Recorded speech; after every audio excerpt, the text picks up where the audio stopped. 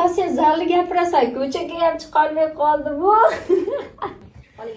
Mubinachidan beri zalga chiqmoqchi bo'lib yuruvdi, lekin chiqolmayotdi. Hozir sizlar bilan unga zo'r surpriz qilamiz. Uyga ham kelib oldik. Adas keldingizmi? Ha, keldim. Senga zo'r narsa olib keldim, bo'l. Nima? Chiqaman. Nima?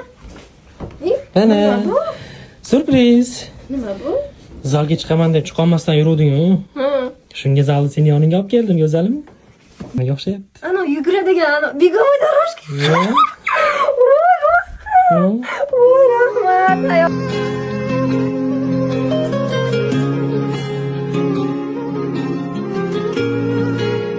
Bu romantikamizning boshlanishi va oxirini ko'ring. Ochamizmi? Va biz Choli kampir ikkalamiz begovoy doroshkani ochishni boshladik. Shu desanglar, qizlar to'q bo'lganimdan keyin zallarga chiqib chiroyli bo'lib o'zimga qarab yuraman deb o'ylagan edim. Ko'pchilik qatori tushvarani ham sanagan ekanman.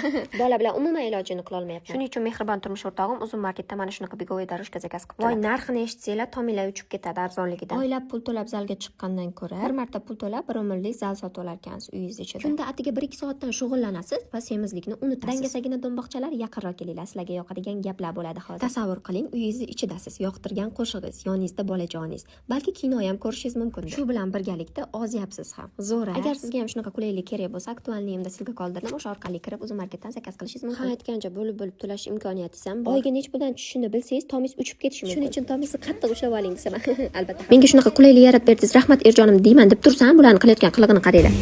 Tushundim. Hozir endi 5 minut. Tushmaysizmi? Yo'q. Yaxshilashib so'rayapman, tushmaysizmi?